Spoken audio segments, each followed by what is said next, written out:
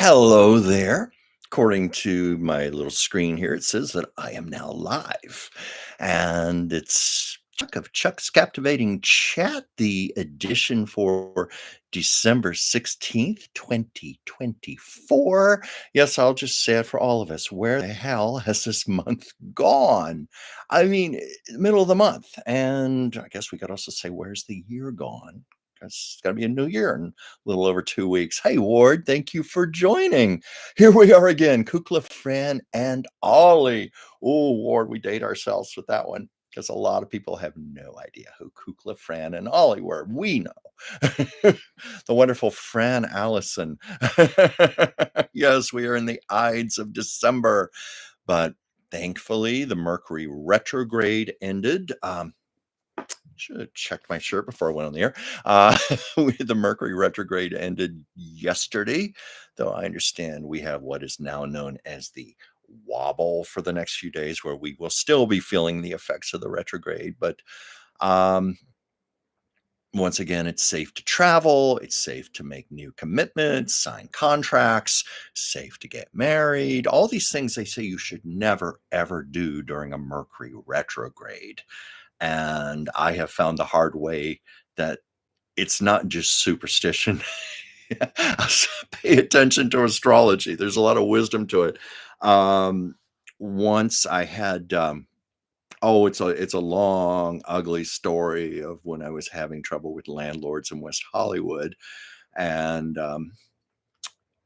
they were trying to harass me to get out of my apartment because the rent control in West Hollywood, they knew if they could get rid of people like me, they could triple the rent.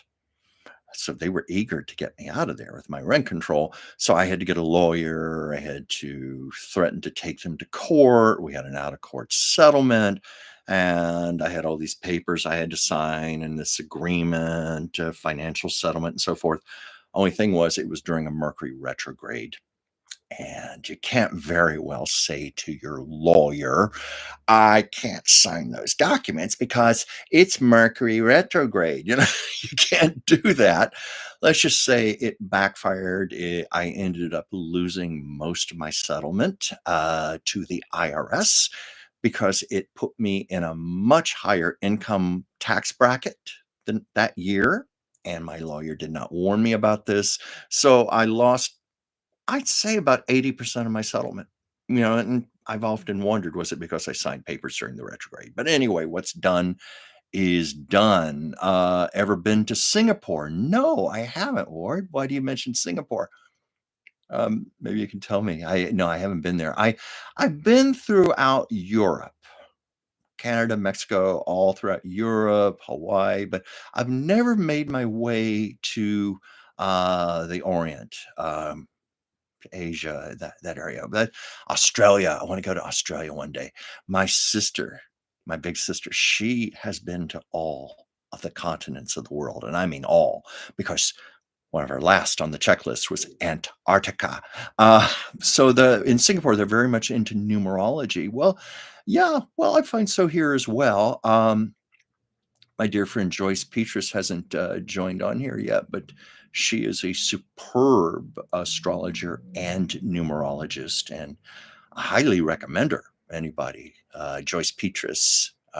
We can get her information for you if you'd like. What was this word? They debated about the Singapore eye rotating counterclockwise. I'm not familiar with that. I'm not familiar with the Singapore eye. I like the way it sounds. It sounds like a title of a film noir movie, The Singapore Eye. Love it very much. Well, anyway, I have been working my other job for Dr. Whimsy Anderson as her assistant, making phone calls on her behalf to her clients. And I thought, damn, I'm good. Because I was literally making calls up until 30 seconds before I logged on here to do this show. Now let's see if I can shift gears in my brain and get myself into the right mode here, because I haven't even had time to figure out what I'm going to talk about today. But that's never been a problem in the past, now has it? Anybody who knows me, this show that I always tell myself is going to be about 30 minutes almost always ends up going into about 90 minutes. So I think, that 30-minute threshold is like my security blanket.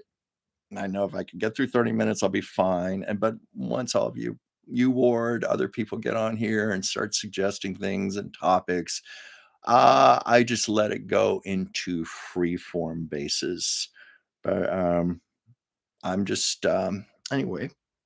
Oh, I don't wanna wake up Sasha. She's here on the couch beside me, but she's asleep. I don't have the heart to wake her up. Plus, I know once I wake her up, she's gonna be like the ever ready bunny, the little Siamese ever ready bunny. Bung, bung, bung, bung. In fact, she did that to me 2 nights ago, about 1:30 in the morning.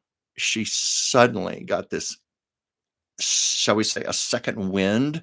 It was like I had put 5 cups of espresso in her water dish, and she kept me up the entire night until about 6 AM. I just kept hearing crash, crash, crash, books falling down, boing, boing, boing, running.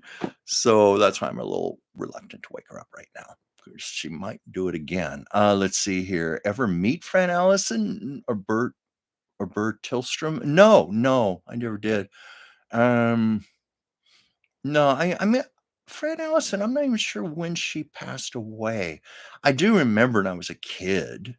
Believe me, when I say I'm a kid, I don't go back that far, but they were certainly showing it in the 70s. I don't know if there were reruns of it or what. I think it was on PBS. They were showing Kukla, Fran and Ollie, but of course, Kukla, Fran and Ollie goes back to 1948. It was one of the earliest network television shows, and I think it was one of the first shows to win an Emmy, if I'm not mistaken. I remember reading in a trivia book somewhere about the history of the Emmy Awards. I think the very first Emmy went to a puppeteer who had a puppet named Judy Splinters. Should look to see if there's some kinescopes of that available. Let's see. Oh, Kate, hi. Favorite Christmas movies. It's actually that was something I was thinking about talking about today because um, you guys ever check out that phenomenon called the Hallmark Christmas movie? You know what I mean? Um, Netflix has a whole bunch of them on there. And my friend Anastasia was over here last week. We were just going to get together and pick a Christmas movie or something. We never did. We always end up just talking, but we were thumbing through all the stuff on Netflix and just for the fun of it, started checking out some of the movies, the Hallmark Christmas movies, and we were just laughing and making fun of them because basically it is true that Hallmark has maybe 2 plot lines, and they just keep recycling those 2 plots over and over. They must have done 757 variations of these 2 plots, and she and I were thinking, wouldn't it be great to do a parody of a Hallmark Christmas movie? And I'm trying to think if that's ever been done. A movie, like the National Lampoon films or like the movie Airplane or something where it's just one long parody, because you could easily do that. Just mix all the plots together and every possible cliche that's ever been done on a Hallmark Christmas movie. I think it would be very funny. But we were sitting there thinking, why don't we start writing our own plots? And I think I came up with something. It would star Lindsay Lohan and Chris Evans. Lindsay Lohan plays a beautiful but ambitiously driven New York City lawyer who's looking to be made partner in her firm. But to her chagrin, she gets sent on assignment to this small but quaint Vermont town to deliver summons to this local lumberjack who's been cutting down pine trees on land owned by the land firm, the law firm, and he's giving these away free in front of the Crown Christmas tree farm to indigent orphan children. And the lawyer comes there, and things get off to a bad start when he spills eggnog on her very expensive pumps. And then I was thinking, yes, and then there would be the crusty but curmudgeonly grandmother, played by Susan Lucci, um, who has a heart of gold, and she has to conspire to play matchmaker because if her burly, handsome lumberjack grandson does not marry by the stroke of midnight on Christmas Eve, they lose the farm to the law firm that Lindsay Lohan's character works for. Anyway, that was just one idea I had, and I'm sure you can even Google this. It's well known about the one or two plots they have because they have something called a Hallmark Christmas movie plot generator, and it's things like someone who's just recently been widowed, or the corporate lawyer gets caught in a snowstorm, has to go back to save the farm, whatever. It's check it out. But more so, check out the Hallmark Christmas movies. What are your own opinions about them? Yes, Ward, aren't all small towns in Vermont quaint? Of course they are. Let's see, didn't Henry Fonda do a series of holiday TV movies in the 70s about a widower raising a precocious daughter? No, that was Jason Robards. That was Jason Robards, and I bet you're thinking of The House Without a Christmas Tree. There was that was the original movie. It was an unexpected smash hit, and they made 3 more movies. These were all in the early 70s. I loved them, but I especially loved House Without a Christmas Tree. I have that on DVD, but it's on YouTube, and I highly recommend it. I think it's one of the best Christmas movies ever made. And what's so wonderful, it's so simple. It's so simple, but it's beautifully written, beautifully acted. You have the marvelous Jason Robards and also a great, great character actress named Mildred Natwick, who plays the grandmother. I defy you to watch this and not cry at the end. My mother, let me tell you, my mother was tough. She was an old curmudgeon. No, she was not one to be emotional. But I remember as a kid watching this movie, and I looked over. My mother was dabbing her eyes, crying. I don't think she wanted anybody to see her. Hey, Joyce, I was just talking about you. I was just saying what a wonderful astrologer and numerologist you are. Let's Thanks for joining. Um, did I describe the Hallmark formula to a T? How about Lori Loughlin for the sneaky grandma role? Yes, yes, indeed. Or Sally Struthers, or trying to think if she were still alive, Betty White. Lindsay Wagner. Yeah, it was definitely Jason Robards, but I think all 4 of those movies are on YouTube. Well, definitely House Without a Christmas Tree, and they did a Thanksgiving one. That was the first sequel, and then, of course, Easter, and then I think the last one was Valentine's Day, and they were running out of holidays, and I think also running out of steam. The ratings were starting to go down for that. Um Miss Wagner could play a very athletic grandma. She could play a bionic grandma. Remember that? I would love it if they did a reunion movie with her and Lee Majors playing the Bionic Man, the Bionic Woman and the $6 Million Man, only the geriatric years, where all their parts need upgrades. But I always liked Bionic Woman. I mean, the special effects were so primitive back in the 70s, basically to show her running at supersonic speed. They had this little trick where they just shatter in very slow motion with accompanying music. But another thing that saved that show, Lindsay Wagner herself, wonderful actress. I don't know if you know this, but she won a Best Actress Emmy for that series. So I think she definitely brought that a cut above. Hey, Chris, thanks for joining. Um, More Mr. Majors is quite the character, and he made his peace with Miss Fawcett in the end. Well, I'm glad to hear that. I'm glad to hear that, which I think is more that can be said about Ryan O'Neal and Miss Fawcett. I was surprised to learn that she cut him out of her will. She left everything to their son, but she cut him out of the will. and that included a priceless art collection she had. And I say priceless, it was because one of the pieces was an Andy Warhol portrait of her that had hung in their bedroom. And Ryan O'Neal was very upset that she did not leave that painting to him, and he took it to court. And I think he managed to seize possession of it. Um, this is a little off topic, but or it is on topic actually for this. I had a friend who worked as Ryan O'Neal's personal assistant for a while, and very beautiful woman. She is an actress. She since has moved back to New York. She got her fill of Los Angeles, but just a beautiful, beautiful young lady. And she also was a model.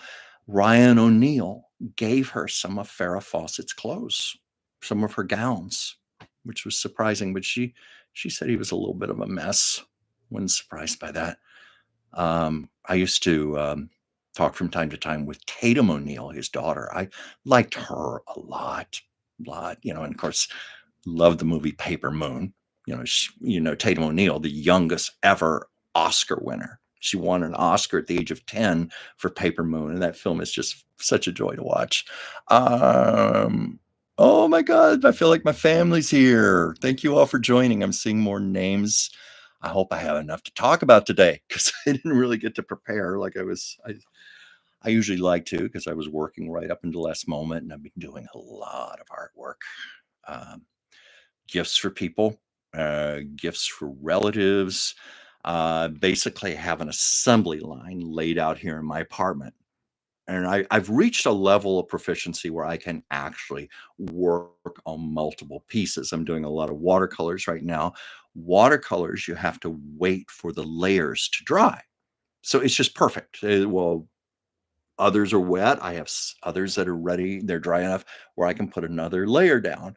And bit by bit, they're slowly coming together. And they have to be because I've got to get all this crap in the mail this week. I'm really happy. I had a couple of big commission pieces I finally got sent out on Saturdays. So I know that they'll reach their destination on time. Oh, yeah. Where you were talking about Miss O'Neill. Yeah, she's finally getting herself together because she had a stroke.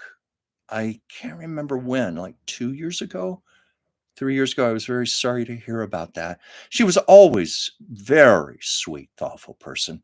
Liked her a lot, but I could, I know the stories about her. I know about her issues with her drug addiction and all the trauma in her family, and certainly the trauma with her father. There was a reality series on Oprah Winfrey's network, which I don't even know if that's still on anymore. I don't have cable. I have streaming, so I don't know if Oprah Winfrey still has the OWN network or not. But it was, I think it was an 8-part series about Ryan and Tatum. They were having the reconciliation on camera in front of millions of people. And anyway, it's my understanding it did not take too well. Uh, yes, it is Santa's workshop in my place. And by the way, I'm going to just do a quick plug for myself because I realize Christmas is winding down, but I can still probably find time to do one, maybe two more portraits if anybody would like to commission me. For example, here's one I did of Barbara Streisand. Barbara Streisand. I'm trying to think, what have I not shown on here?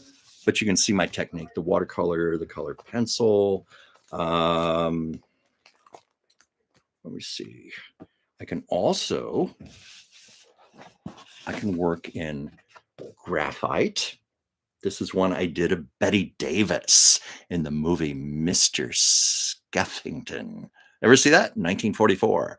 Warner Brothers, Mr. Skeffington, where Betty Davis played the most beautiful woman in all of New York at the turn of the century. And she manages to stay remarkably youthful and glamorous and turns into quite the cougar as she's pursuing much younger men. Until one day, one of those younger men decides to take her out sailing on his yacht. And in the middle of the ocean, this storm comes in, this mist, and Betty Davis's character contracts diphtheria or whatever it was. It was some motion picture disease where there's this montage of her in bed under an oxygen tent. And then we see before our eyes, she suddenly ages and starts to look older than even her actual age, and she has to deal with it.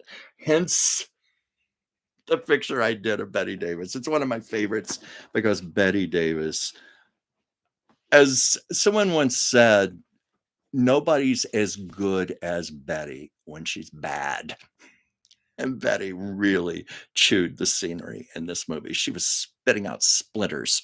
Yeah, Ward, Miss Streisand did look like quite the flapper. That was because it was Funny Lady. Um, the sequel to, of course, Funny Girl, Fanny Bryce. Fanny Bryce. And that movie gets a lot of heat as being inferior. No, it's not up to Funny Girl, but I think it's a decent movie in its own right. I enjoy it. Of course, I biased. I like Barbara Streisand about anything.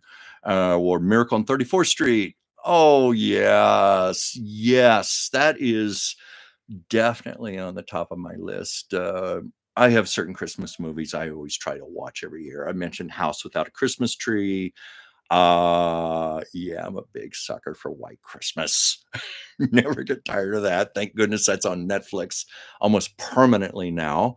But Miracle on 34th Street, that's excellent. And Edmund Gwynn played Santa Claus, won an Oscar, a Best Supporting Actor Oscar for that. It is just a magnificent performance. Maureen O'Hara was talking about that in an interview shortly before she died. She said he stayed in character even when they weren't filming scenes. He never broke character. And she said it got to the point while they were making the movie, it was like, is he really Santa Claus? Because he so believed what he was doing. He made the others actually believe him and question, is this Edwin Gwynn? Is this Santa Claus? Of course, that might be a little bit of embellishment on Maureen O'Hara's part, but there's just no question. It's a marvelous performance.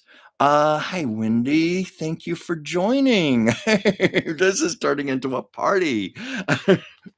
Joyce, I was talking to Pam earlier. Well, hopefully Pam will be on here soon. I was, Joyce, Pam, and I had a little virtual party for our friend Anastasia, and she was saying we need to do that again. Maybe have a virtual Christmas party together.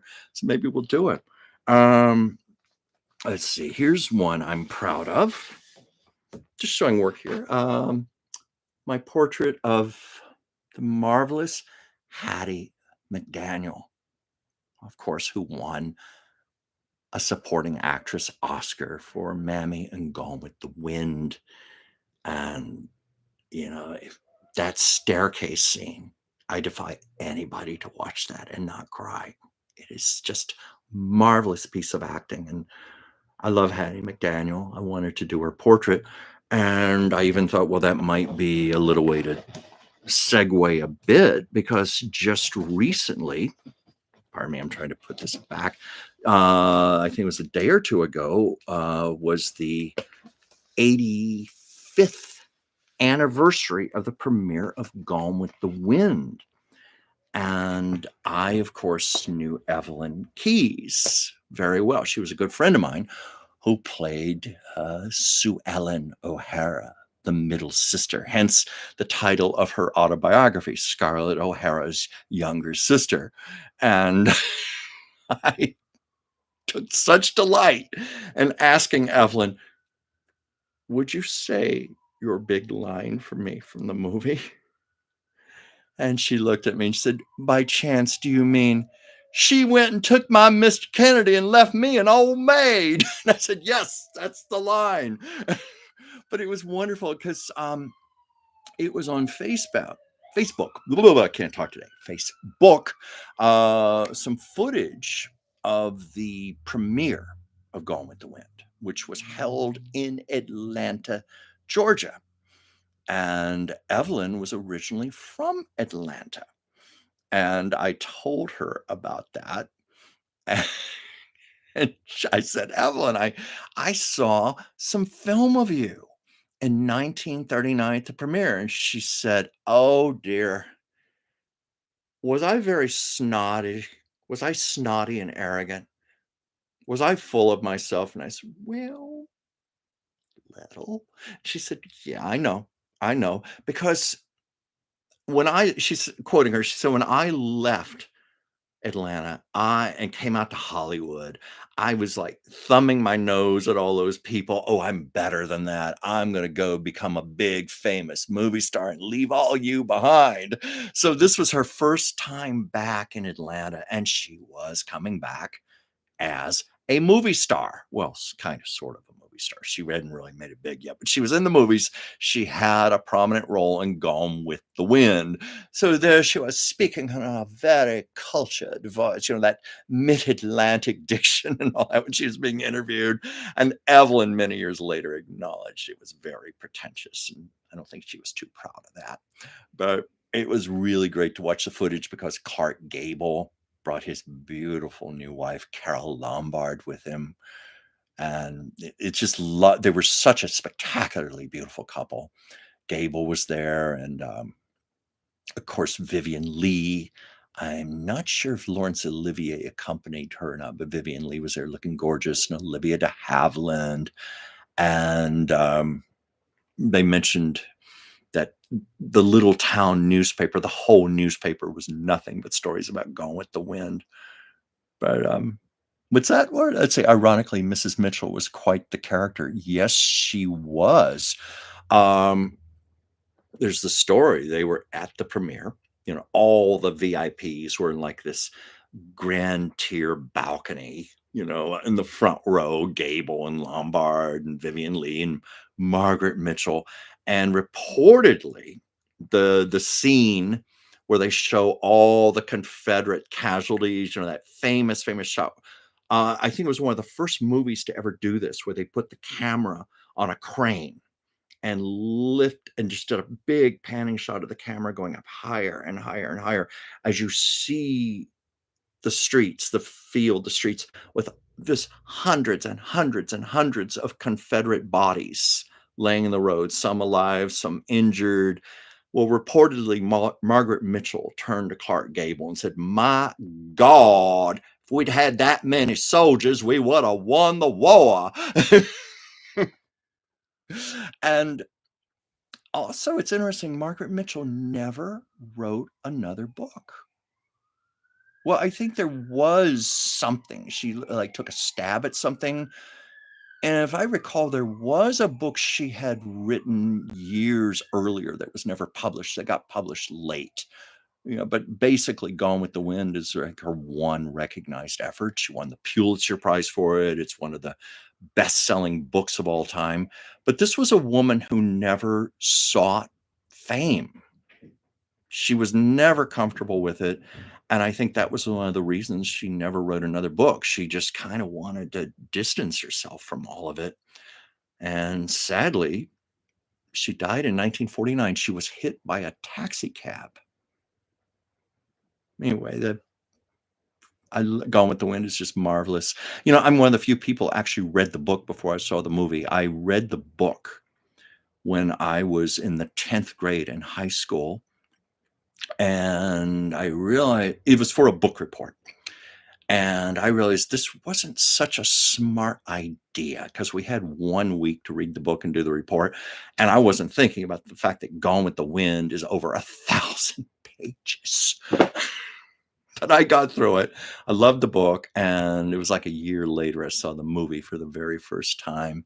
Let's see, Ward, Miss Lee was still legally wed to her first husband. Oh, yes, that's right. They had to keep the thing with Olivier quiet for that reason. This was back in the era of the morals clauses and all the contracts.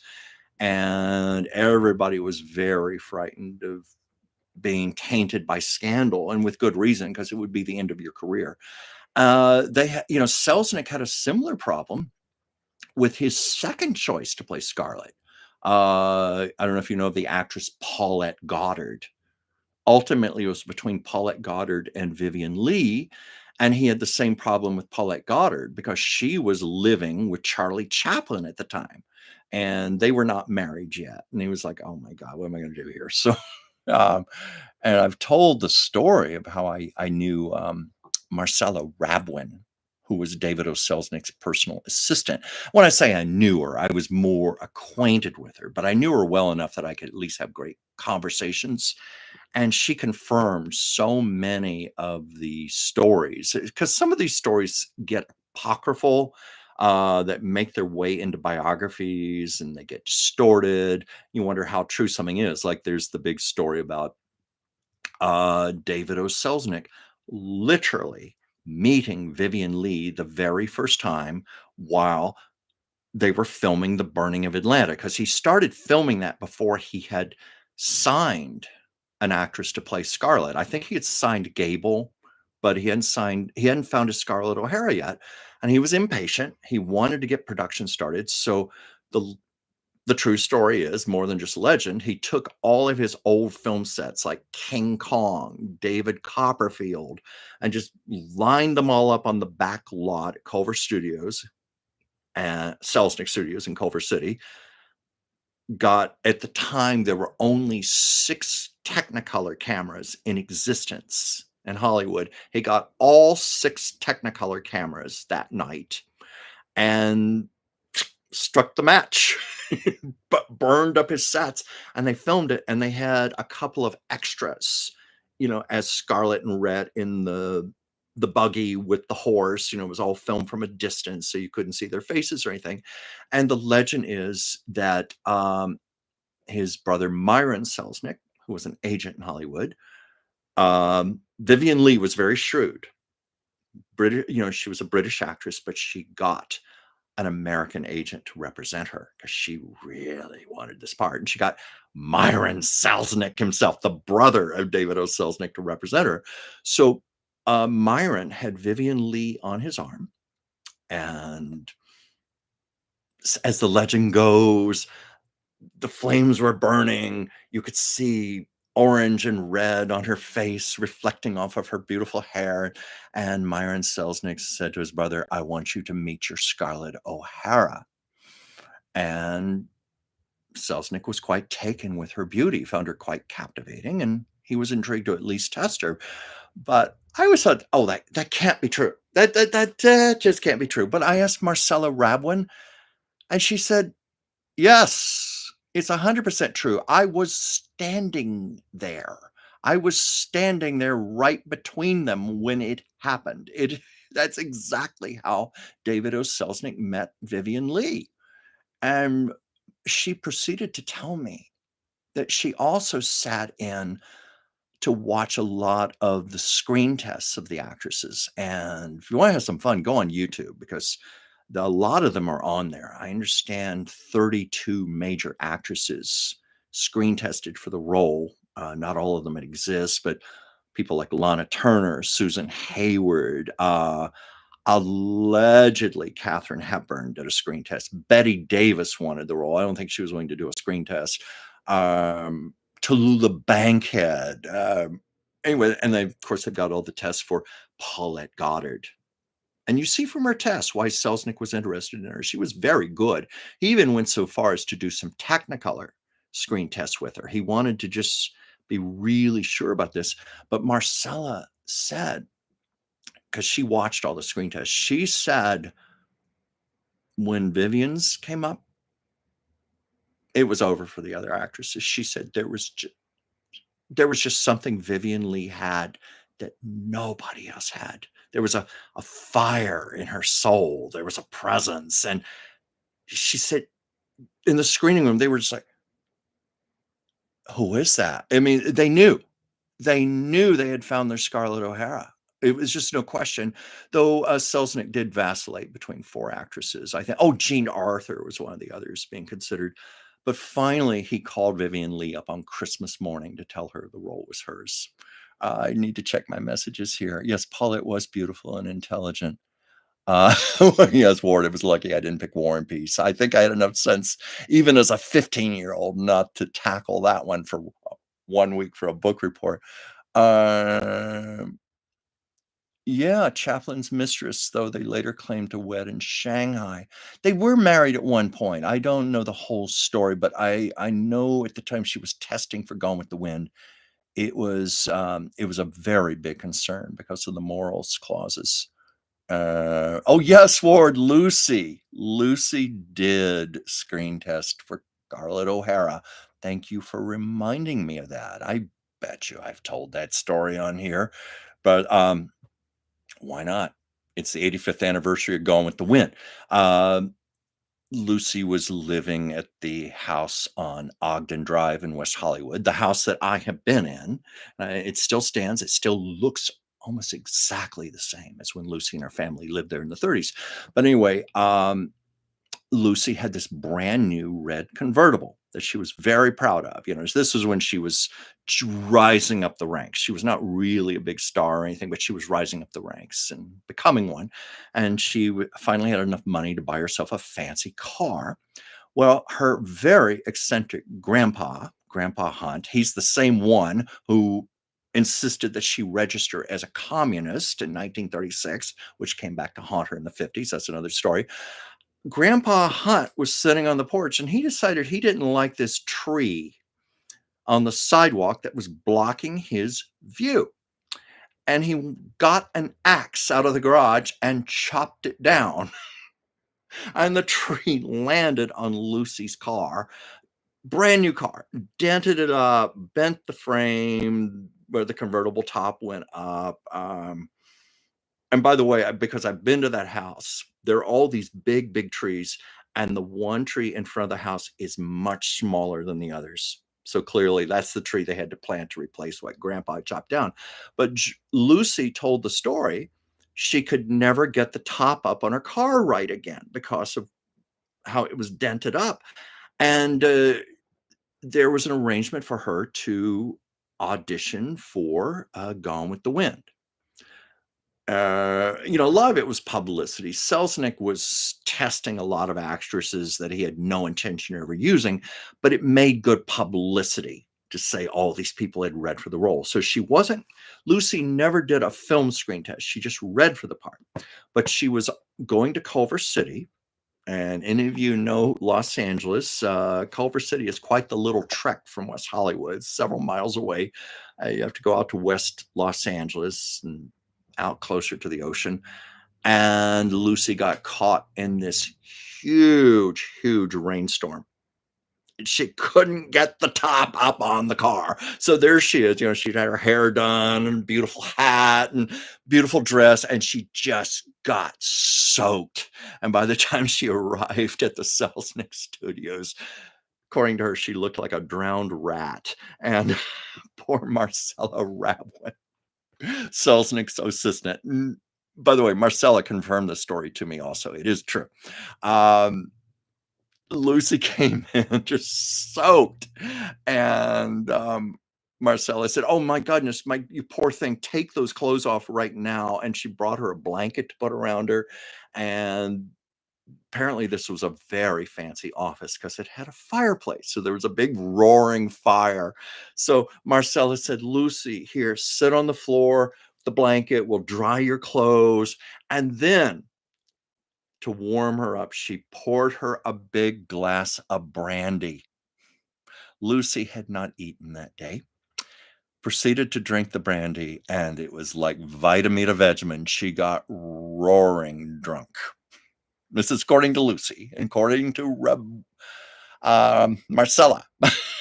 Why am I tripping on my words today? Marcella, this is true. Lucy got roaring drunk on the brandy. And when it came time to do her reading with David O. Selznick, she somehow got through it. And David O. Selznick said, "Miss Ball, I must say you made some very unusual acting choices. What made you decide to do it on your knees?" And Lucy was so drunk, she didn't rise. There in the blanket, she was still on her knees on the floor. And yes, I know there's some dirty jokes here, but that wasn't it. She was on her knees and never thought to stand up. read the script. So that's how she auditioned for Scarlett O'Hara. And that's as far as it ever went, other than an episode of Here's Lucy, I think about 1971, where she had Flip Wilson on there. And Lucy played Scarlett O'Hara, and Flip Wilson played Prissy. Check it out. Can you imagine Groucho and Lucy? Well, they worked together. They knew each other. Have you ever seen a movie called Room Service? 1938, RKO. Lucy was in that with the Marx Brothers.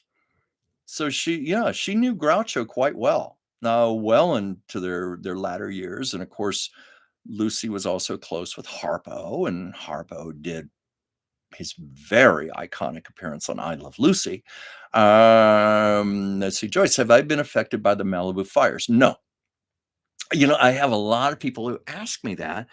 A lot of my friends back east, and I'm always grateful for people when they care about me to ask. But LA is a huge, huge, huge city, and where I live, I'm nowhere near Malibu. So thank God I was not affected by that. But my heart goes out to the many people who were. And I don't know if you saw it on the news. Dick Van Dyke and his wife Arlene were forced to leave their home. Thankfully, everything was okay. But it was the night before his 99th birthday. And they had to gather up their pets and some belongings and get in the car, and they had to go away till they were told it was okay to come back. And it was on the news because they showed some of the firefighters with Dick Van Dyke. He graciously invited them over to his home, and they were talking. And Dick Van Dyke even joked. He said, well, I guess it was those 99 candles on my cake that set off the Malibu fire. Oh yeah, Warden, yes, and Ann Miller was in that movie too. Yeah, a lot of people don't know this. Lucy worked with the Marx Brothers, and she worked with the Three Stooges, one of her very, very first movies in 1934. I mean, fortunately, they're not the greatest efforts. It's a shame when you've got those kind of teamings and they didn't have better material to work with. But yeah, Lucy cut her teeth with the best, and of course, Buster Keaton was a very close friend, and he was a personal mentor. Uh, Buster Keaton personally mentored Lucille Ball, taught her everything he knew about comedy. It was when they were both at MGM, and the studio didn't know what to do with either one of them. Buster Keaton in 1925 was the number one box office draw in the world. Flash forward 20 years later, 1945, he was working as a $300 a week gag writer for MGM. And Lucy was there. She came to MGM in 1942. The books say 1943, but it's actually 1942. That's where she was first made into a redhead because they wanted to reinvent her image. And she was given the big star buildup for a couple of pictures. They didn't do as well as they should have. And then Lucy found herself being demoted to supporting roles. By the mid to late 40s, she and Buster were both in the same predicament where they would report to work and there just wasn't anything for them. So they struck up an incredible friendship. Lucy had always loved Buster anyway, because as a little girl, growing up in Jamestown, New York, her grandfather every Saturday would take her to the silent movies. That obviously silent movies, the 20s. So she grew up with Charlie Chaplin and Harold Lloyd and Pearl White and, of course, Buster Keaton. So it was really incredible that those years later, they got to become extremely close friends. There's a lot of home movie footage, her and Desi at their home. They would throw these parties in the backyard, and Buster was almost always there. And when it came time to do their Lucy and Desi did a tour because CBS didn't feel they would be believable as a husband and wife, the all-American redhead and the Cuban. So they went on a nationwide tour, incorporating comedy and music and variety. Audiences loved them, but they enlisted Buster Keaton to help them put their act together, to create comic bits, like, it was also their friend, Pepito the Clown. He was part of that also, but a lot of those routines, that later were on I Love Lucy, the first season, like Lucy playing the seal, and Desi throwing fish at her, and she's honking the horns. That was all part of their vaudeville routine that got them their show.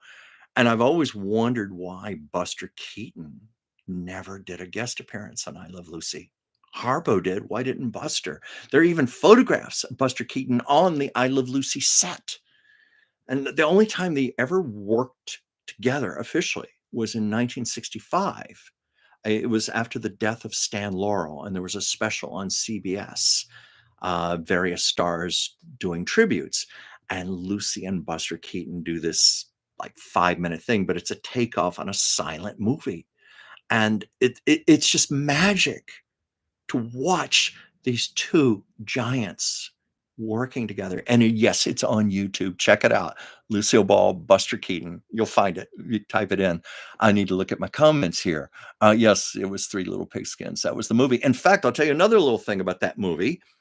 The original one sheet movie poster was up for auction a few years ago. It went for $93,000. $93,000, I think mostly because it had Three Stooges, Lucille Ball on the poster. It was from 1934 and obviously very, very rare. My bid got declined. Kind of went the way of the ruby slippers that went for $32 million last week. Last week on the show, I held up with a pair that I made myself, and I called them the poor man's ruby slippers. The originals that went for 32 million were worn by Judy Garland in The Wizard of Oz. The pair I had, I held up to her wall crypt at Hollywood Forever Cemetery. And I think I told this also, forgive me for repeating something, but one of the people who worked there, and I'm not trying to be gross or disrespectful, I promise that's the last thing I would ever be, in case anyone's offended by this, but they said that when people are put into wall crypts, they're put in head first with feet outward. So when I held those shoes up, I thought, well, this is as close as they're going to get to Judy Garland's feet. But I can say they've been there. I told you somebody criticized me for that. And I put that on, I forget what form of social media. And someone said, I think you're disgusting. That is so disrespectful to Miss Garland. And I said, no, I didn't mean it disrespectful. If anything, see, I know people who knew Judy and like my friend Al Morley, and they all told me what a wonderful sense of humor she had. This is a woman who loved to laugh. She loved her fans. She loved when people would give her attention and celebrate her. So I like to think Judy would have gone along with that just well, just fine. In fact, that wasn't the only time I did something like that. I have a friend in London named Debbie Wileman. I don't know if you've ever heard of her. Quite the sensation on the internet. She became very famous, world famous, during the pandemic lockdown. During those months where we were all homebound. Remember, we couldn't go anywhere, we couldn't do anything. And hence, we were doing a lot of time on our computers and doing a lot of FaceTiming and that type of thing. And she started doing these videos called A Song a Day. And she was a housewife in London who had once pursued a musical comedy career. She had training in theater, a wonderful stage background, but she had never made it big. And so she gave it up to become a housewife and a mother. But she thought, well, here's something I can do to cheer people up during the pandemic. And so she would record a song a day. Gorgeous voice, just stunningly beautiful voice. But she does an impeccable impersonation of Judy Garland. Speaking voice, singing voice, to where you can close your eyes and swear it's Judy. In fact, I even think at times Judy's soul sings through her. That's how good she is. And so she was posting these videos every day and started to get attention all over the world. And ultimately, some talent management people here in America signed her, signed her up. And a couple of years ago, it was Judy Garland's 100th birthday, the anniversary. She had a national tour. It wasn't huge, but she had a tour, cities around the country, performing as Judy Garland. And get this, she got to perform at Carnegie Hall as Judy. Got rave reviews from the New York critics. And she came out here to Los Angeles. It was her only appearance on the West Coast. She was supposed to have done more. I think she was supposed to have done San Diego and San Francisco, but she had issues with her work visa, and I think also her passport was delayed getting to her. She had trouble. She finally cleared it, but she couldn't get her work visa in time, so she had to cancel several of her concerts here. Here, it was such a shame. But she did come to Los Angeles, and I went to see her. And we had FaceTimed, we had done voice messages, we'd written each other, but we'd never met. Went to see her show. She was stunning, just incredible. And I was very touched. As she was finishing her show, she saw me out in the audience. And as soon as she took her final bows and everything, got off the stage, she walked straight over to me to give me a big hug. And we finally got to meet and talk. Anyway, to get around to why I'm telling this story, at Judy's grave, I told how I held up the ruby slippers. Well, one time I pulled up one of Debbie's videos of her singing as Judy Garland. And this was long before Debbie had signed with anybody here. And she had no idea she was going to be coming to America or anything like that. So I took my iPad so I could video it, took my phone, held it up right next to Judy's grave with Debbie singing as Judy. And you could hear her voice echoing off all of the marble. And I videoed that and sent it to her. And she was really thrilled. And again, I believe in my heart of hearts, Judy Garland would have loved that. That's what I want to believe anyway. Let's see, Ward, who is the singer who does Miss Garland's voice? You are Debbie Wyman. Yeah, Debbie Wyman. Um, you can find her on social media, Facebook. She even recorded a CD as Judy Garland. And what she did songs that Judy never got to sing, like The Way We Were, Defying Gravity from Wicked, songs like that as Judy. So it's a lot of fun. Um, let's see. I'm looking at some of the comments here. Uh, oh yeah, you'll have to search for. I see a little bit of private conversation there with Joyce and Ward. That's kind of fun here. We can do this. What was this? I got to go back here. I think I've missed some comments. Um, oh, what? You had a great grandmother used to play the piano for silent movies. Oh, I bet. Did you ever get to talk to her about it? In fact, did she have any of her sorry, I hit my computer here. Have any of her old sheet music arrangements or tell you how it was done? Like, did they just recycle the music or did they have specific music? I always wondered, like, if the studios had sheet music that they would send with the movie or they would send that as an option. I was wondering how they did that. We used to have for many years a silent movie theater here in Los Angeles called what else? The Silent Movie Theater. It was on Fairfax Boulevard, around for decades. And they since unfortunately have closed, but they used to screen silence and have piano accompaniment, just like the old days. And that was always such a treat. It was always a fun thing to do, like around the holidays, around Christmas time. Um, yeah, I wish somebody had kept the theater going because that was a real loss. There was nothing quite like that. I don't know if there's even another silent movie theater in the rest of America. And obviously we have revival theaters that do this across the country, but I meant one that just shows exclusively silent movies. Let's see if I can scroll back here if it'll let me. Uh, Wow, or your late father remembered seeing the jazz singer with his grandmother. Oh, that would have been something. I can only imagine what a big deal that was to people who had had nothing but silent movies up to that point. Though, it is that's folklore. But the jazz singer being the first sound movie, it's not true at all.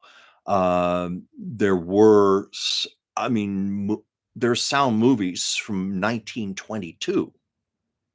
They're just not as well known. Most of them are shorts. Those are on YouTube also. I don't mean to keep plugging YouTube here, but they're on there. Like there's one with Eddie Cantor doing a big piece of his vaudeville act, and I forget some of the others. They're just short little things, but it's just the fact that there was sound and already in 1922. And also I saw something not too long ago. It was a clip of a film from 1913 where they recorded the sound on like phonograph cylinder records. It was very, very primitive, but nonetheless, it was synchronized to the actors. You actually had voices coming in their mouths. 1913. So the jazz singer was maybe one of the first to start to maybe tie it together in a big way. And supposedly, Warner Brothers wanted all these other sound movies suppressed so they could publicize this was the first ever sound movie. That was the case. And of course, if you've seen The Jazz Singer, it's only little bits and pieces in sound. I've seen that in a theater. I saw that on the 90th anniversary at the Motion Picture Academy Museum Theater, and they had Rosemary there, from the Dick Van Dyke Show. Rosemary.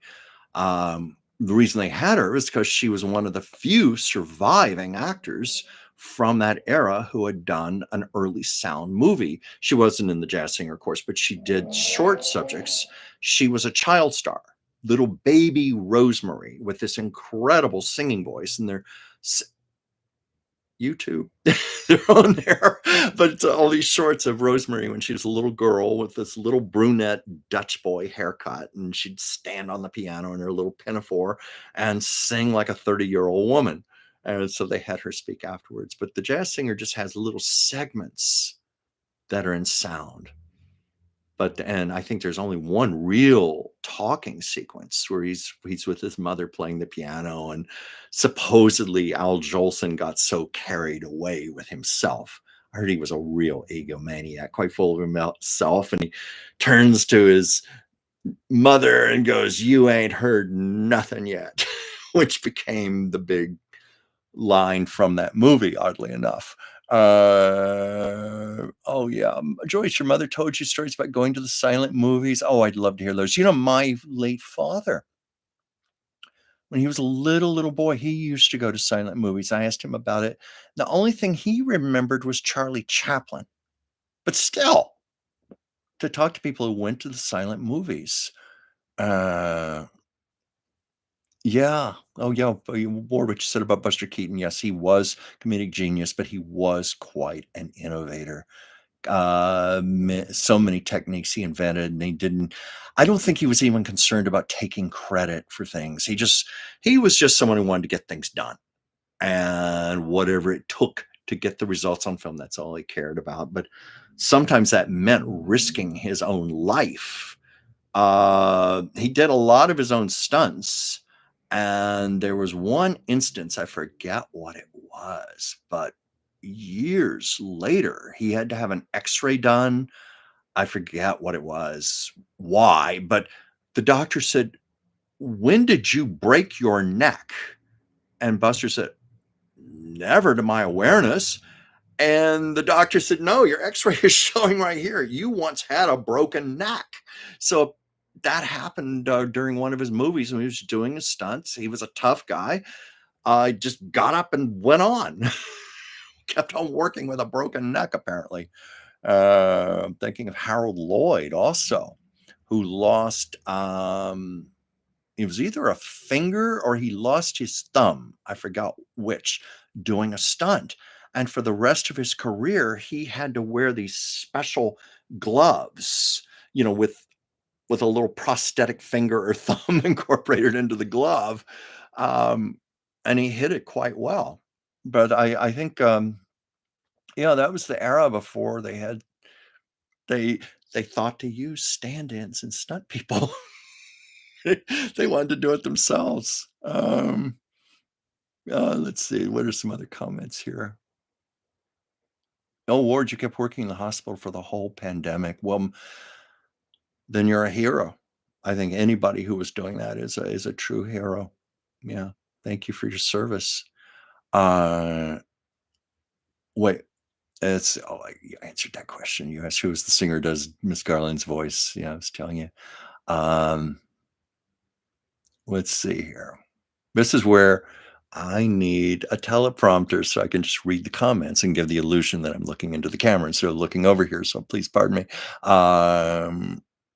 Oh, yeah, or, sound movies as early as 1900. Yeah, I have read about that Thomas Edison was invented the motion picture, camera and projector. He was experimenting with that. So it's early on, just like there are also very early examples of color from around that time. Granted, primitive, but there were examples of it. That was all being experimented with. Uh Let's see, there was a fiddle dance by Edison workers, 1895, that has sound that's been recently found and restored. I will look for that. Is it synchronized sound, or does it just kind of play in the background along with that? I would be interested to look at that. For some reason, I'm fascinated with all of these aspects of history. Um, let's see here. Did anybody watch The Sound of Music last night? Speaking of Christmas classics, that somehow has become a Christmas classic because ABC um, plays that like an annual event now, like it was with The Wizard of Oz many years ago. What was that? Look at the documentary Act Natural about Alice Guy Blanche's innovations from 1894. I will look for that. Thank you for the recommendation. But The Sound of Music was on last night, and there are just certain films. Sometimes we want to make fun of them a little, we want to mock them, but I always get sucked into that picture.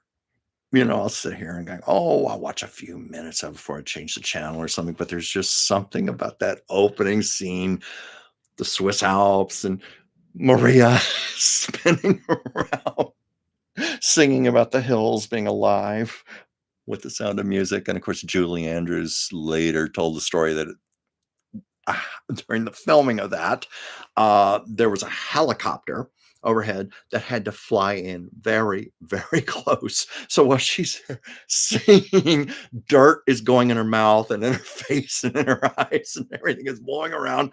And she's thinking about, oh my God, those helicopter blades are like 10 feet over my head. Am I going to get decapitated filming this movie? But it looks good on screen. And I was thinking of what Christopher Plummer said about it, because he was very cynical about the movie. He did not especially like making the film. Um, he initially did not care for Julie Andrews too much. He called her Miss Disney, thought she was Miss Goody Two Shoes, and he was just cynical about the whole movie. Well, he came to respect her enormously. He saw what a good actress she was, how very professional she was, and they were friends for the rest of their lives. But Christopher Plummer was very cynical about that movie. He'd never liked it, and he said that it was like 30, 40 years later, he was at a kid's birthday party. It may have been his grandchild's birthday or something, and the kids wanted to watch The Sound of Music, and Christopher Plummer said, "Oh, great, I gotta sit through this damn thing." And he watched it. He hadn't seen it in decades, and he watched it, and he said, this isn't so bad. And he said, you know what? I came to realize the movie has everything in it. It's got great songs, and it's got nuns and Nazis. It has everything. I always loved that. Nuns and Nazis. Wow, maybe that's part of the secret to the movie. Um, I saw that movie. This is how old I am. My mother took me to see that in the movie theater. Its first run. I was like 5 years old, and I was coming off of a Mary Poppins kick. I think I told that was the very first movie I ever saw in a theater. I loved Mary Poppins. I loved Julie Andrews. So I wanted to see this, and I enjoyed The Sound of Music, but it wasn't my mother's cup of tea. And I will never forget this. My mother beside me, when is this going to end? This is boring. I hate this. So my mother and Christopher Plummer might have gotten along quite well. She did not like The Sound of Music. And that's one of my primary memories of seeing it the first time. My other memory, I had a friend who was older than me. She was a teenager, and she said she was working as an usherette, and she also worked the popcorn counter in a theater. And The Sound of Music at that time was a major, major, major hit. At the time, it went on to become the number one movie of all time. In 1965, it beat Gone with the Wind that it held the record. I was that in for a tie-in. Talked about Gone with the Wind, No Sound of Music, and she said every damn day she'd have to sit there and listen to that. She'd be there at the popcorn counter and have to listen to that over and over and over and over and over. And she even knew, like, okay, it's 2:15. It's time for Climb Every Mountain. And speaking of which, there's kind of a naughty little story, uh, a little vulgar. Um, Involves the Mother Superior and Maria, and it was the stage version. I had a friend who was a Broadway actor, and he swore to me this was true. Only thing is, in subsequent years, I've heard other people tell the story and claim it's their story. So, but he said he had a friend who was doing a regional theater production of The Sound of Music, and she was um, playing Maria, and they hired an actress to play the Mother Superior, who was German with a very thick German accent. And there's the big scene where Maria has her dilemma, and she goes, "Oh, Mother Superior, I can't face it." And the Mother Superior says, "What is it you can't face?"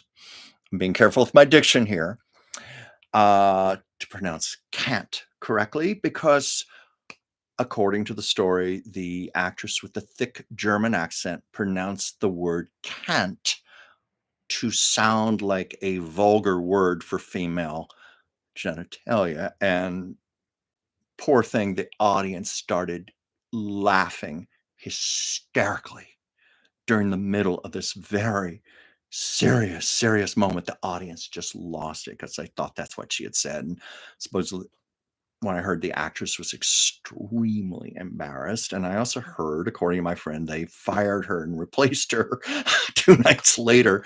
But I can't watch that scene in the movie now without thinking of that when she says, "What is it you can't face, Maria?"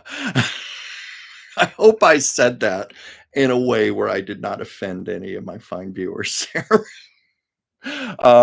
Let's see. What's this? Well, oh wait, Joyce, she was in Arabian Coffee and Flowers this year. What was this? Oh wait, May I think I need to look back on some comments here. Okay, let's see. Uh, oh, Joyce, you saw oh yes, Joyce, your granddaughter dances in ballet. You saw her in the Nutcracker. Oh, I know that meant a lot to you. Let's see. You love The Sound of Music. Um, Miss Oh yeah, and Ward, you were mentioning about Mr. Plummer came around, Miss Andrews, and learned to love her in the movie for themselves. In fact, Oprah Winfrey, last year of her show did a reunion of the whole cast of The Sound of Music. And of course, the center of that were Julie Andrews and Christopher Plummer and all the quote unquote children who are all now in their 50s and 60s. And I think one or two of them have even passed away since then. Um, yes, Ward, you got what I was going to say without my having to fully enunciate the can't. I also think of Lena Lamont and Singing in the Rain. Remember, she's working with the diction coach, and the diction coach is saying, "Now, my dear, you have to say, I can't stand him." And she replies, "I can't stand him." Oh, yeah. Sherman Carr's no longer with us. Well, I mean, you have to consider that movie is 59 years old. Yeah, next year it's 60th anniversary. But the thing I love about The Sound of Music is it really is one of those things when you're feeling a little down, depressed, a little scared of the world. I always feel very reassured when I watch that. I feel safe. I feel comforted. And I understand that was one of the reasons the movie did so well back in 1965. The Vietnam War was breaking out, the protests. It was not that long after John Kennedy's assassination. It was a dark, disturbing time. And here comes this very sweet, pure movie with these lovely songs. And hence, it was there at the right place at the right time. And let's see. I'm trying to think. Do I have another Sound of Music story? Yes, I do. Just one real quick. The Hollywood Bowl here in LA, every year they do a Sound of Music sing along. Where they have a big movie screen in front of the bowl, and people are encouraged to come dressed in costumes from the movie, and they have the words on the screen, like karaoke with the little bouncing ball, so you can sing along with the movie.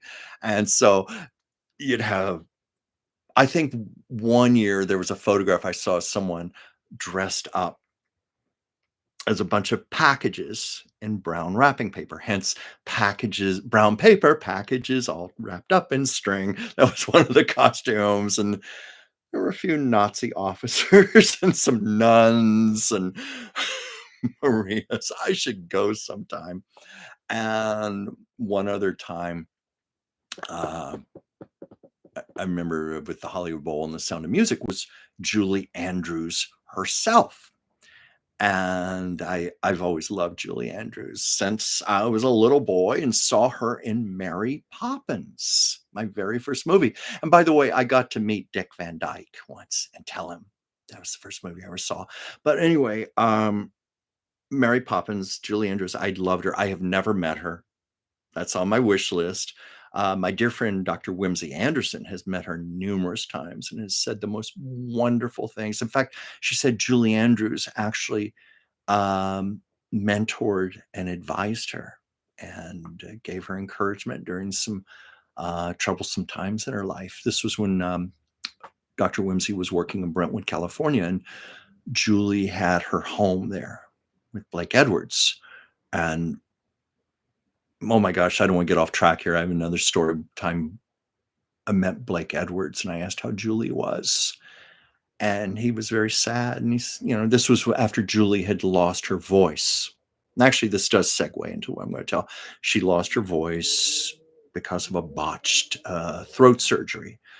She was doing the stage version of Victor Victoria on Broadway.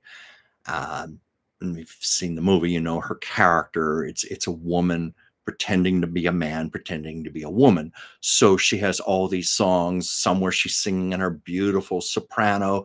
Another time she has to drop her voice really low, and anyway, that's fine when you're doing it for a movie and you're pre-recording the soundtrack. But when you're having to do 8 performances a week on Broadway, it took a terrible toll. She had nodes on her vocal cords. and she went to someone who was supposed to be a top throat surgeon, but he botched the surgery.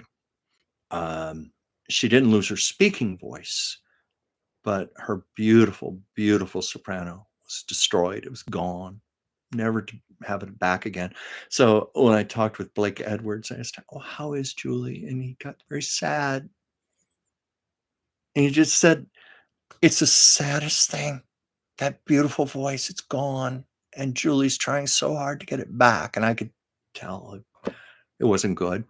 So anyway, years later, it was announced that Julie Andrews was going to host an evening at the Hollywood Bowl. It was going to be an evening of Broadway music, but she was going to be the mistress of ceremonies. But I still wanted to go. I just wanted to see Julie Andrews live.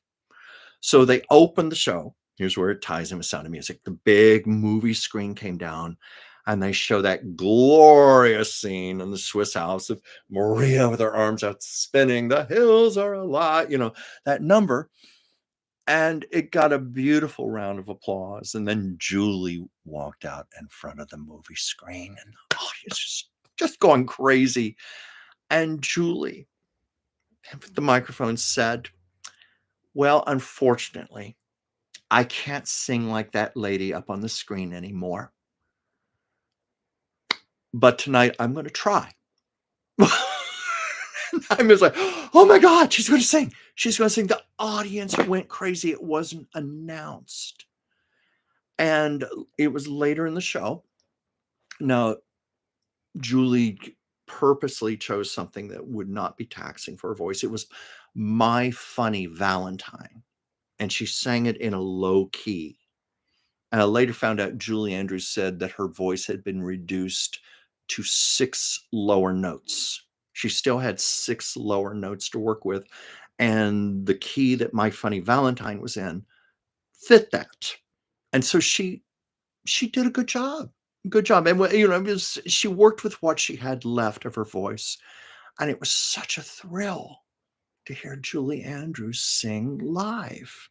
So that's how that ties in with the Sound of Music and Julie Andrews. And I might as well throw in Dick Van Dyke because, he just had his 99th birthday. And if you saw the news on the Malibu fires, oh, yeah, I think we talked about this earlier, but just mention it again real quick, about how he made the joke about the 99 candles on his cake set off the Malibu fire. Yeah, I told that earlier.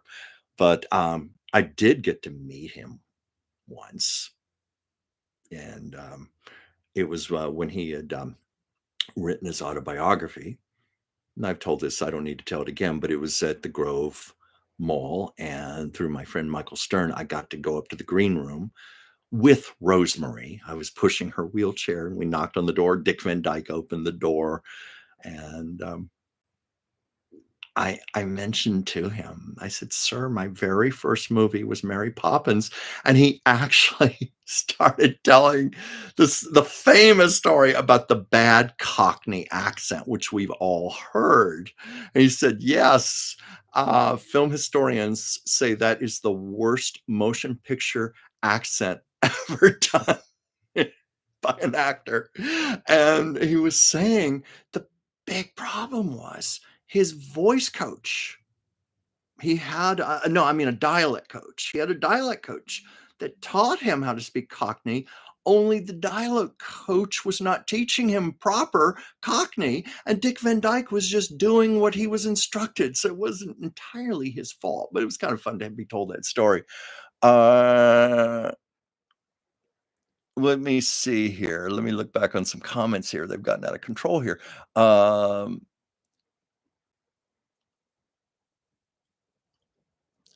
oh wait, I enacted the scene in the meadow with the Alps in the background, Joyce. Did you do that? And Ward said, "Turns out it was in silhouette because," oh yes, I know that. Yeah, it was in silhouette because Miss Andrews and Mr. Plummer kept cracking up. So that was the only way to hide it from the audience. There's another little thing. Getting back to Mother Superior, I believe it was Peggy Wood who played her. She was lip syncing, to Climb Every Mountain.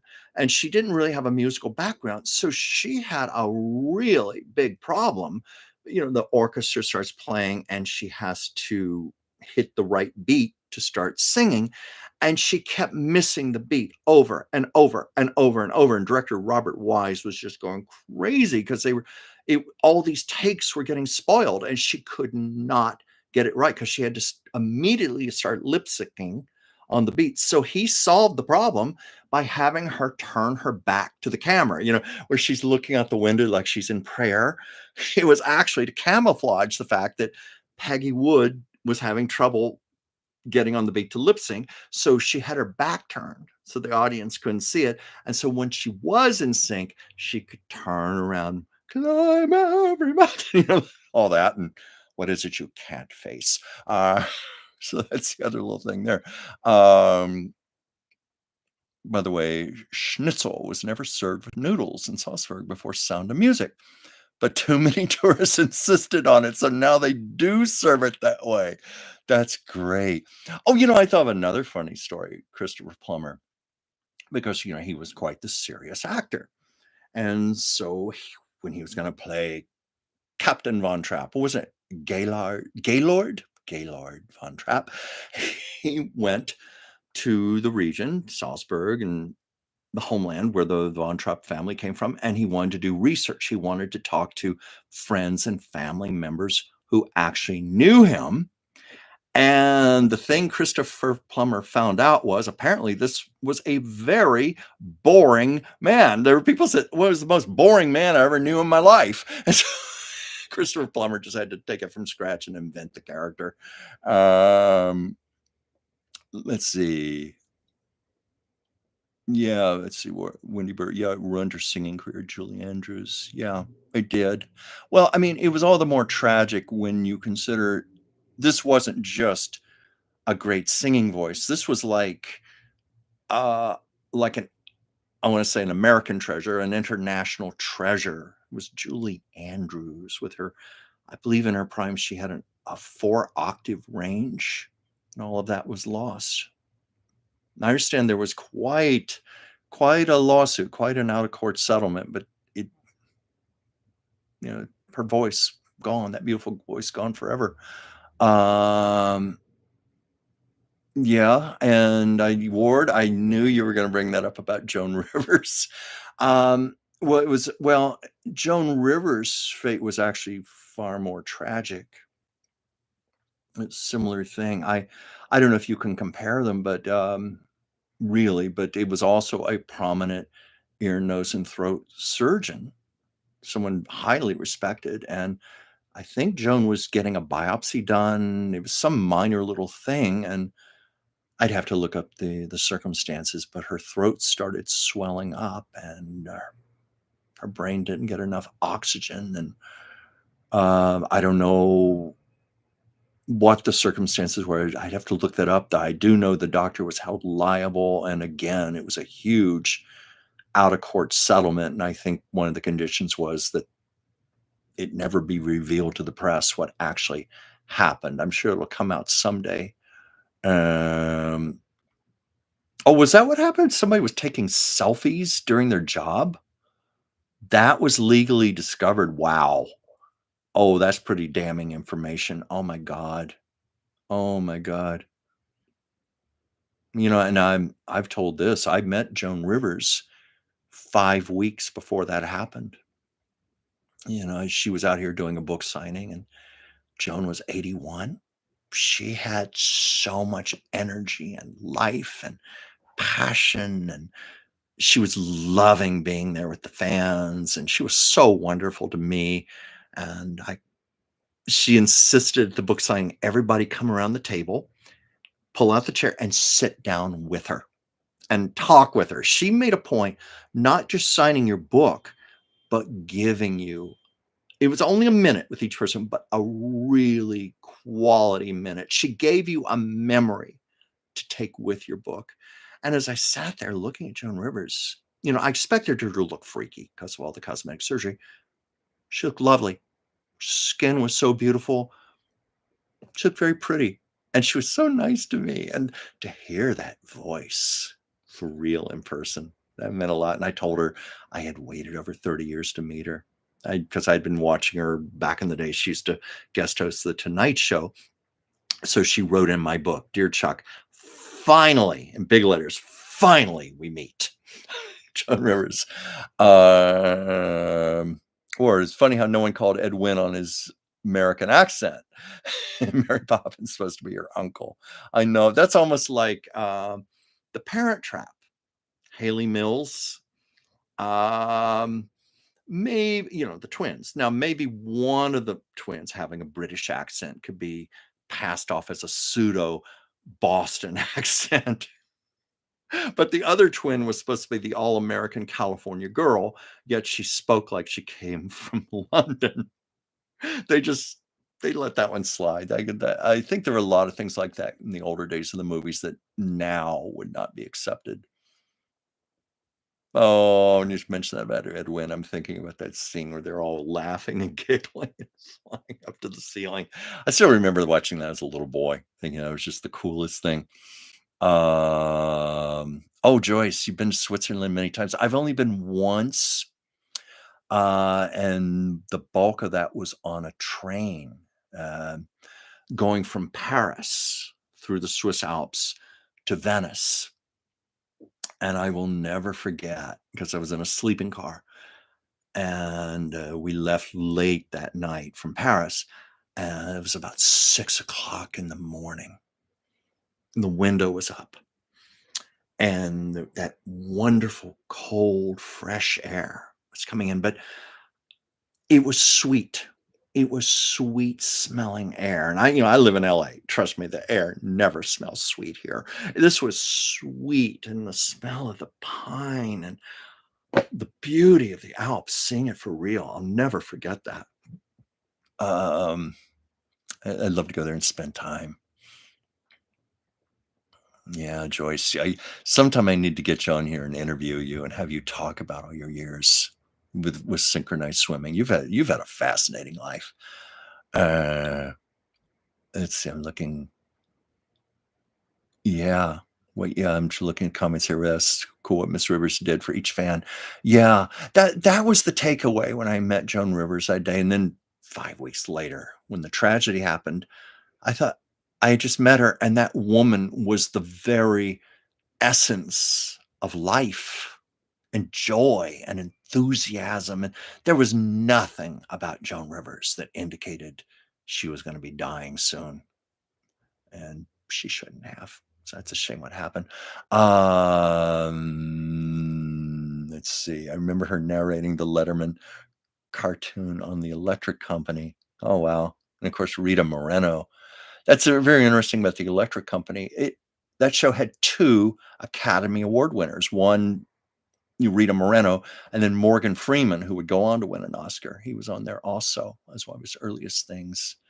Yeah, Crossing the Alps to Venice is fantastic. I wanted to, I had a big birthday 4 years ago, and I very much wanted to go back to Venice because I think that's one of my favorite places I've ever been in my entire life.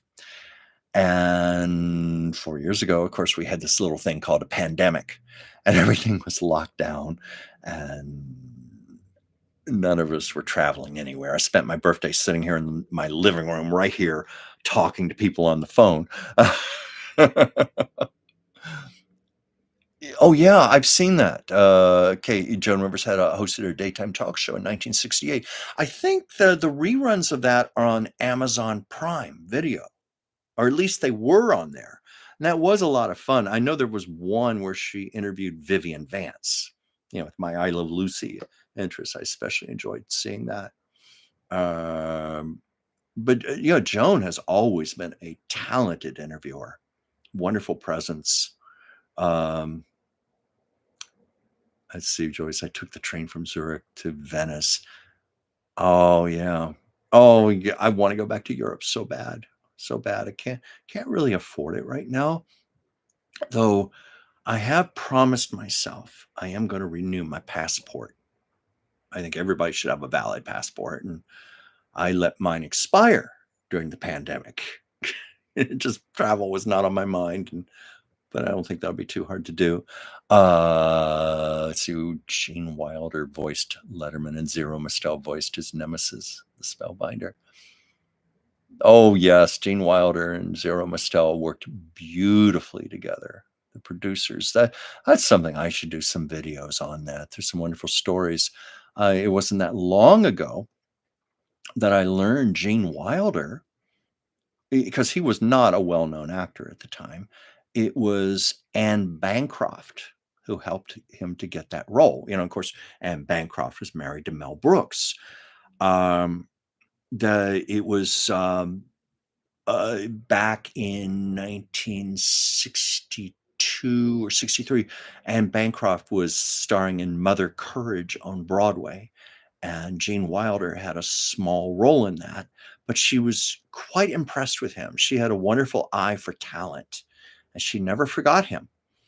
And I think Mel Brooks also saw the production and was impressed with him. So when it came time for the producers, and Mel was testing all of these big name actors, nobody was quite right. And Anne reminded him of Gene Wilder, and the studio initially balked because they wanted a big name star, and he was not that. He actually became that because of the producers, oddly enough. But Mel Brooks held to his convictions and knew his wife Anne was right. So that's how that happened. Um, oh wow, Joyce, you had a train on a train trip. You had a train strike. Oh my God. I can only imagine. You say what an adventure. That might be a polite way of putting it. Um, I've traveled a lot throughout Europe on train, and I know what it's like, even when you have a few hours delay. God, I'm thinking one time, it was when I took uh, the, um, the ferry boat from, was it from Calais to, oh, it's from Dover to Calais. And from there, you take a train to Paris and get there. And there was I don't know if it was a strike or what it was, but there was some kind of problem with workers, or a shortage of workers or something. And we had to wait in the train station something like 9 hours before we could even board a train to go to Paris. And what I remember about that was being very tired. And I think it was, yeah, in Cambridge, I bought a sheepskin rug, very soft, comfy sheepskin rug, and I had it rolled up and stuck in my backpack. Well, that came in very handy on that hard, cold floor in the train station. I had something to lay on to sleep on. That's what I remember. Um, yeah, well, when you said about what we said about Anne Bancroft being a genius for sniffing out talent, that should be no surprise, being the great talent she was. Like to like, you recognize it. I adored Anne Bancroft. I saw her on stage one time. It was with Jane Alexander. It was a two-woman play. I forget what it was called, because frankly, I didn't care much for the play. The play did not stand out in my memory. It was just the fact of seeing Anne Bancroft and Jane Alexander on stage. But I know this much: it was written by the same person who wrote Kiss of the Spider Woman. And I went the last day. It was going to play at the Amundsen Theater here in Los Angeles. And I just said on the phone, just give me the best seat you got. Whatever it is, just give me the best you have available. Get there. There had been a cancellation in the front row. And the way the staging was done, it was kind of like it was on a flat platform with raised amphitheater type seating. So there I was in the front row, 3 feet, 3 feet from Anne Bancroft as she was performing on stage. And when you're that close, you, I was paranoid to cough, belch, whatever else wanted to come out of me. I was like sitting there very, very still the whole time, afraid to even move. But what an experience to be that close to Anne Bancroft while she was acting. And there's a movie I always well, I'm on the subject real quick. If you've never seen Garbo Talks, film she made in 1984. I highly recommend it. She should have been nominated for an Oscar. In fact, I think she should have won. She's got these two monologues at the end of the movie that will just tear your heart out. It's so beautiful. It's about a woman. She plays the quintessential Jewish mother. Here's the Italian Catholic, but I guess being married to Mel Brooks, she was very good at playing cantankerous Jewish women, and she plays this overbearing Jewish mother. She finds out she's going to die of a brain tumor, and she commands her son with a final request. She's a huge Garbo fan, and she demands that her son bring Garbo to her bedside. And the poor son is spending the whole movie trying to track down Garbo. He finally gets her. They obviously have an actress playing Garbo, and it's just the back of her head.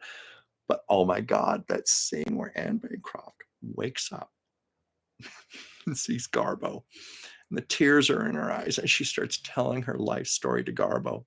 It's beautiful, beautiful acting. Check the movie out. Yes, I was blown away for Miss Bancroft that close to me. I had also seen her and Mel Brooks once together at a movie premiere in Westwood. They walked past me, but I actually got to watch her perform. The South Bay bike rider. Hi, Chuck. Been a while. How you been? I've been doing good. Thank you for asking. I was explaining at the beginning of the show, I'm just working on an assembly line of artwork here, trying to get things ready. Christmas gifts for people and so forth. And yeah, Ron Silver played the son in that movie, and he was just perfect. Perfect. His name was Gilbert. The mother had named him after John Gilbert, Garbo's leading man. And he's got that scene where he finally reaches Garbo, and he takes her by the arm. It's at a flea market or something in New York. And she, of course, is ready to flee. Who's this crazy person grabbing me? And he says it so sincerely. He just says, she loves you more than she loves me. Just like, oh my God. And sometimes I'm just so sorry more people don't know about this movie. It's such a little gem of a film. And I still think she should have gotten the Oscar for it. But anyway, well, I've been talking an hour and a half. I think I better get off of here soon, unless somebody has a comment or a question or anything you'd like me to address beforehand. As I was saying, I can still maybe take one or two commissions, cutting it to the wire. Christmas is very close. They make great gifts. I work from photographs. You want to reach me, it's just my name, Chuck Dransfield. It's dransfieldchuck@gmail.com. I can go over prices and stuff with you. I've had people say, well, how much do you charge to do this? And I've always had to say, well, it depends on what you want. Like, what size? Do you want a canvas painting? Do you want a watercolor? Do you want a pencil drawing, charcoal? Accordingly. So that's why I always just say, hit me up and we'll talk. And I'll come up with something that's appropriate for you within your range and that's fair to me. And we'll go from there. I love doing it. I love doing these for people. And it's always my honor. So did anybody else have anything they wanted to say or add? Or these shows are very free form. As I said at the beginning, I never know what I'm going to talk about other than just have a few ideas in my head. And then I know all of you, my wonderful friends, will come through with suggestions and we just go with it. I just ride the wave. So tomorrow I will be doing Dr. Whimsy Anderson's show, Taco Tuesdays, on the YouTube channel, The Oracle of Whimsy. I do that with her every Tuesday, 5 p.m. Pacific, 8 p.m.